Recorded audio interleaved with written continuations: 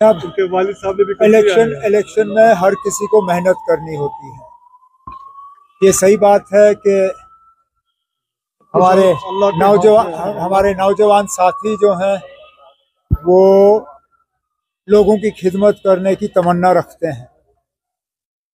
लोगों की खिदमत करने का जज्बा इनको विरासत में मिली है, लेकिन ये भी जानते हैं कि इलेक्शन में जीतने के लिए तो सबसे पहले अल्लाह ताला की मंजूरी होनी चाहिए।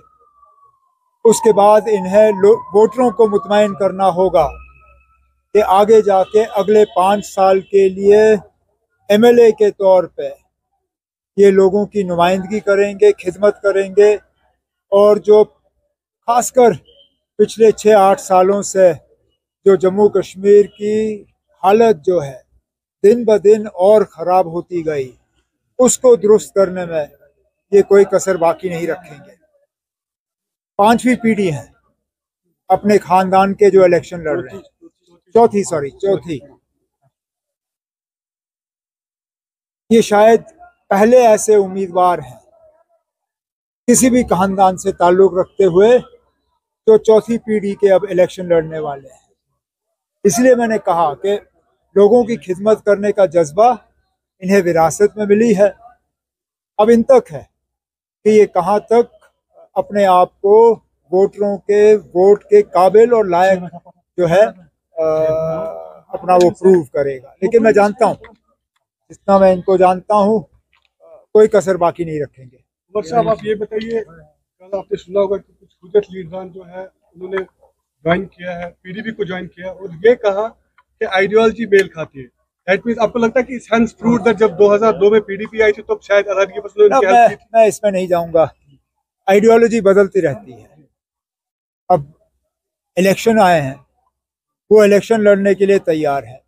अभी तक तो जब कभी भी इलेक्शन का हमने सामना किया, इन लोगों ने बॉयकॉट के नारे दिए थे। अब खुद इलेक्शन के मैदान में उतरने के लिए तैयार हैं। तो कहीं ना कहीं इनकी आइडियोलॉजी में चेंज आ चुकी है और हमारी बात सही साबित हुई। हम लगातार 90 से पहले यही कहते आए, जनाब यहाँ हालत बिगड़ जाएगी, यहाँ हालात खराब हो जाएंगे, यहाँ खून खराबा होगा, कब्रिस्तान भरे जाएंगे, लेकिन बदलेगा कुछ नहीं।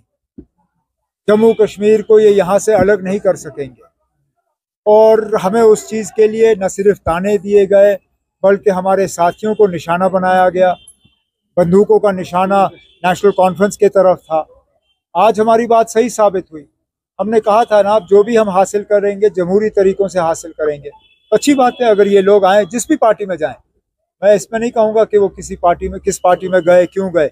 जिस भी पार्टी में जाएं, कम से कम अगर उनका भरोसा अब जमहूरियत में है, ये हमारे लिए जो है कामयाबी है। आपको लगता है कि तब जब 2002 में जब इधर में आई थी पीडीपी, तब एक कोवर्ट हेल्प मिला था आप क्यों ना हमें इस झगड़े में उलझाने की कोशिश कर रहे हैं? आपकी ये कोशिश है कि कहीं ना कहीं मैं ये कहूँ कि पीडीपी और इन लोगों का उस वक्त भी जो है एक संबंध है। मैं ये आज कहने के लिए तैयार नहीं हूँ। पीडीपी ने उस वक्त इलेक्शन लड़े, आज फिर इलेक्शन लड़ रही है। अच्छी बात है। आपका मैनिफेस्टो हमने देख लिया है, उसमें शराब की दुकानों को लेकर यहाँ पे जो शराब की दुकानें खोली गई, नेशनल कॉन्फ्रेंस का क्या स्टैंड रहेगा? आप हुकूमत आने दीजिए। हमने पहले ही कहा है कि अंधाधुंध जो इन्होंने खोलने का काम किया है उस पर रोक लगनी चाहिए और इसको रिव्यू किया जाना चाहिए।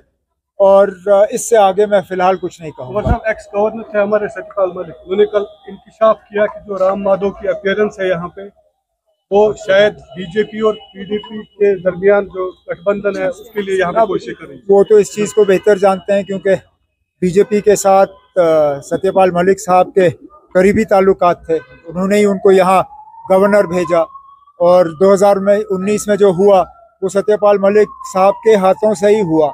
अब राम माधव साहब यहाँ क्यों आए, किस लिए आए, ये मैं नहीं कह सकता हूँ। ये जवाब तो बीजेपी ही दे सकती है। लेकिन इसमें कोई दो राय नहीं है कि अगर किसी एक पॉलिटिकल पार्टी के साथ राम माधव साहब के अच्छे ताल्लुकात हैं, वो पीडीपी है।